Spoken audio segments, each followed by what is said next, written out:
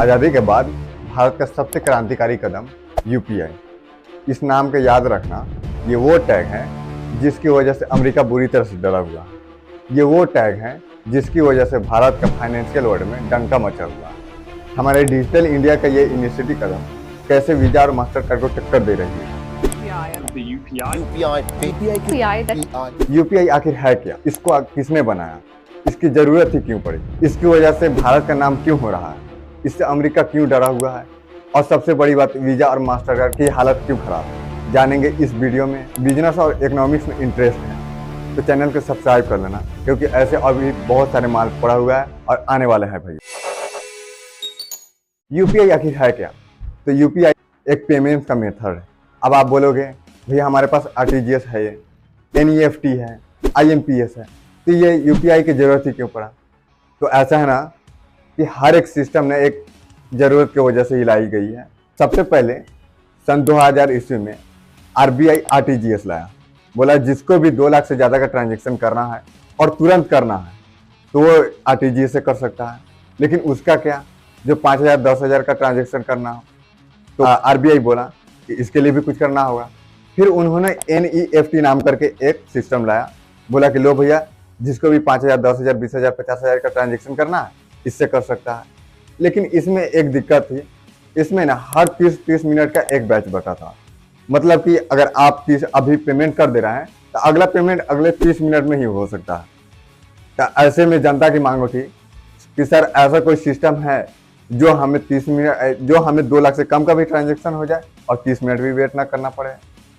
फिर भी आरबीआई ने बोला ठीक है। तो सन 2008 ईस्वी में आरबीआई ने एक ऑर्गेनाइजेशन लॉन्च किया, एनपीसीआई नाम करके, national payments corporation of India. बोला भैया तुम कुछ करो। फिर एनपीसीआई ने सन 2010 ईस्वी में आईएमपीएस नाम करके एक सिस्टम लॉन्च किया। बोला भैया मोबाइल के सिम को बना लेंगे हम बेस और उस पर हम ट्रांजेक्शन कर सकते हैं। फिर आप बोलोगे कि सर सारी सुविधा तो क्लियर हो गई, तो फिर ये यूपीआई लाने की जरूरत ही क्यों पड़ी? तो सर इसे आईएमपीएस में ना एक लिमिटेशन था। इसमें आप 5,000 10,000 के पेमेंट तो कर सकते थे, लेकिन मर्चेंट का पेमेंट नहीं कर सकते थे। अभी की तरह 5,000 10,000 50,000 का तो पेमेंट कर सकते थे, लेकिन अभी की तरह स्कैनिंग करके पेमेंट ना कर सकते। उसमें स्कैनिंग करने की सुविधा ना। सबसे बड़ी बात, ये सब करने के लिए ना उसमें एक बेनिफिशियरी ऐड करना पड़ता था, जो इस सब को टाइम ले लेता था।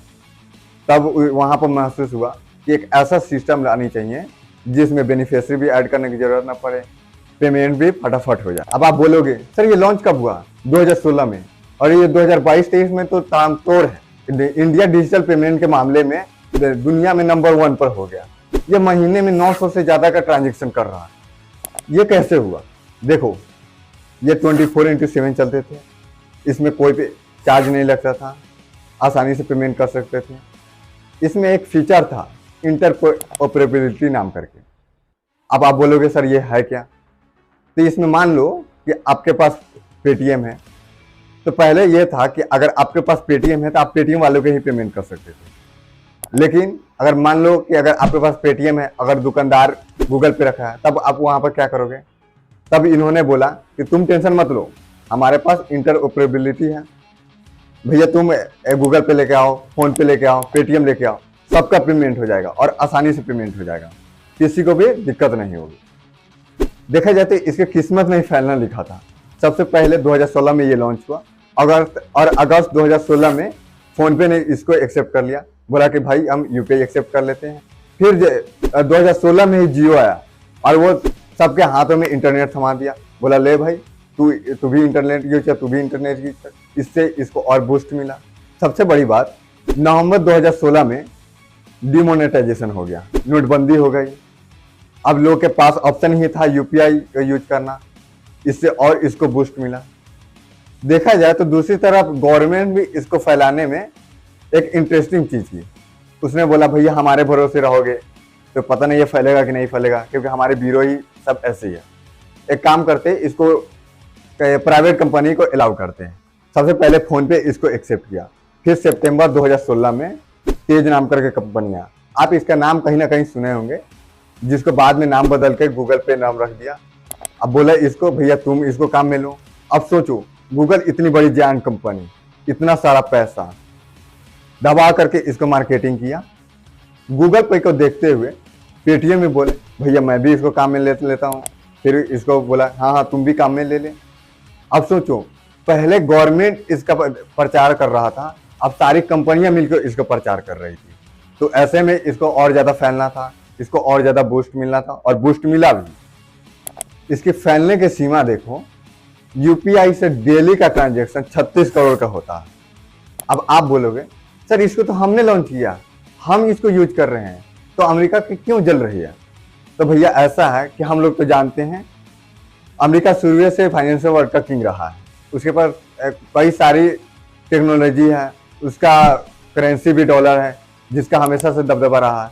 उसके कई सारी टेक्नोलॉजी में से एक टेक्नोलॉजी है स्विफ्ट टेक्नोलॉजी। इसका काम में लिया जाता है पेमेंट करने के लिए।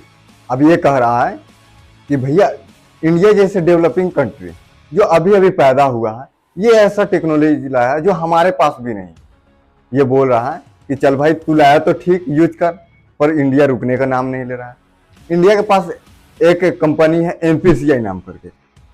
इसका उद्देश्य यह है ग्लोबल लेवल पर यूपीआई को बढ़ाना, यूपीआई को एक्सेप्ट कराना। अब ये भूटान में लागू हो रहा है, दुबई में लागू हो रहा है, सिंगापुर में लागू हो रहा है, और 10 कंट्री ऐसी है जो इच्छा जाहिर कर दी है। और ये मेजरली एशिया की है, जैसे थाईलैंड, फिलीपींस, वियतनाम। अब आप नोटिस करोगे अमेरिका तो हमको एंट्री देगा नहीं, यूरोप में इतने आसानी से एंट्री मिलेगा नहीं, लेकिन हम एशियन कंट्री में छाने लगे हैं। जापान ने इंटरेस्ट दिखाया है, और सबसे बड़ी बात फ्रांस ने भी इसको इंटरेस्ट दिखाया। फ्रांस ने इंटरेस्ट दिखाया, अगर वो वाला एग्रीमेंट पूरा हो जाता है और वहाँ पे आसानी से इम्प्लीमेंट हो जाता है, तो हम यूरोपियन यूनियन में आसानी से एंट्री कर जाएंगे और फिर वहाँ अंदर तक घुस जाएंगे। अमेरिका तो एंट्री दे नहीं रहा, लेकिन यूपीआई का दबदबा यूरोपियन यूनियन में फैलने लगेगा। इसकी दीवानगी के अंदाजा इस बात से लगा सकते हो कि गूगल ने यूएस गवर्नमेंट को लिख करके भेजा कि भैया ये यूपीआई क्या है, हम लोग भी इसका डेवलप करें, भारत से सीखो। सोचो ऐसे गूगल यूएस गवर्नमेंट को लेटर लिख कर दे रही है। अब आप बोलोगे इससे हमारा क्या फायदा? तो मान लो कि अगर फ्रांस से ये जो एग्रीमेंट होने वाला है अगर वो हो जा रहा है और वहां पर यूपीआई इंप्लीमेंट हो जा रहा है, और कल होकर हम लोग अगर फ्रांस में जा रहे हैं, पेरिस जा रहे हैं, तो दो तरह के फायदा हो सकता है। पहला, न करेंसी एक्सचेंज कराने का टेंशन, दूसरा न फॉरेक्स कार्ड का टेंशन।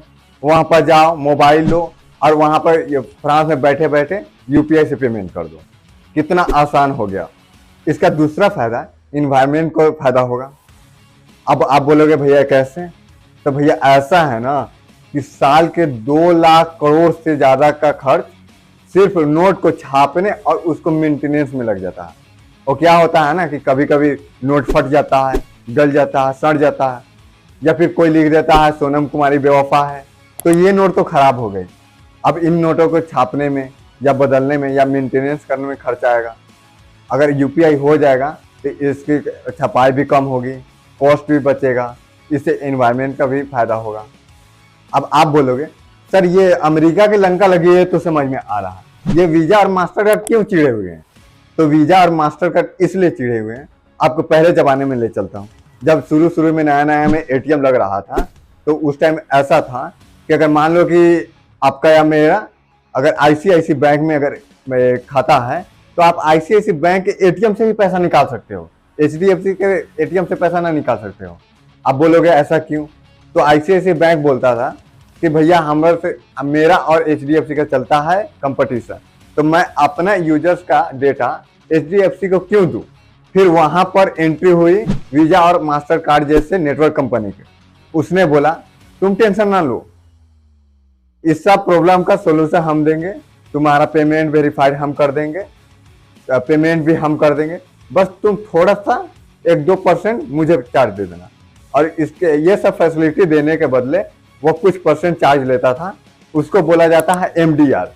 एमडीआर मतलब मर्चेंट डिस्काउंट रेट। ये मेनली 1 से 3% तक होता है। जब आप शॉपिंग करने जाओ तो दुकानदार बोलता है भैया चार्ज लगेगा, कई बार दुकानदार एक्स्ट्रा चार्ज लेता है और जो दुकानदार एक्स्ट्रा चार्ज नहीं लेता है उसको अपने जेब से भरना पड़ता है। तो जो ये MDR है वो यूपीआई में है 0।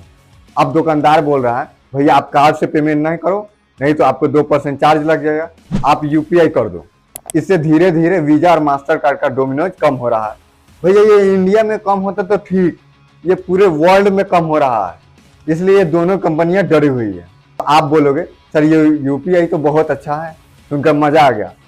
तो भैया मजा तो अब आएगा। हमारे जो आरबीआई है वो इस सब के पूरे अच्छे से बनाकर बैठे हैं।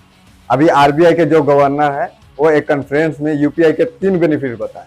फीचर नंबर 1, जो ये यूपीआई है वो हमारे डेबिट कार्ड से लिंक है। मतलब ये कि जो हमारे अकाउंट में पैसा पड़ा है वही हम यूज कर पाते हैं। लेकिन अब जो ये यूपीआई का फीचर है इससे हम क्रेडिट कार्ड भी लिंक कर सकते हैं। अब इस क्रेडिट कार्ड के भी जो पैसा है जो हम क्रेडिट कार्ड यूज करते हैं अब ये यूपीआई के थ्रू भी यूज कर सकते हैं। दूसरा फीचर ये है कि ये यूपीआई जो है ना ये यूपीआई लाइट लगा है। अब आप बोलोगे कि ये क्या है, तो भैया जब आप घर से निकलते हो तो बटुए में कुछ रुपया लेकर निकलते हो ना, तो आप यूपीआई लाइट में 2000 तक रुपया रख सकते हो और इसको 200 करके आप ऑफलाइन पेमेंट कर सकते हो।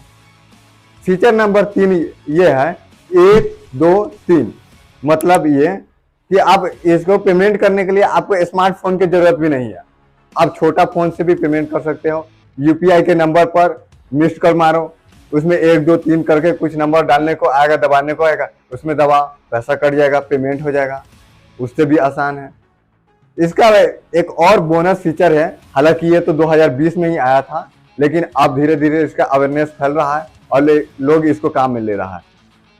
इसका ये बोनस ये है कि यूपीआई ऑटो पे ये है कि जैसे हम लोग या सब कोई है तो नेटफ्लिक्स का लेते हैं सब्सक्रिप्शन, बैंक के ईएमआई भरना होता है। तो मान लो कि बैंक आपको ईएमआई भरना है तो आप यूपीआई से लिंक कर दो, आपको हर महीने वो बैंक में पैसा जमा हो जाएगा, ईएमआई भर जाएगा।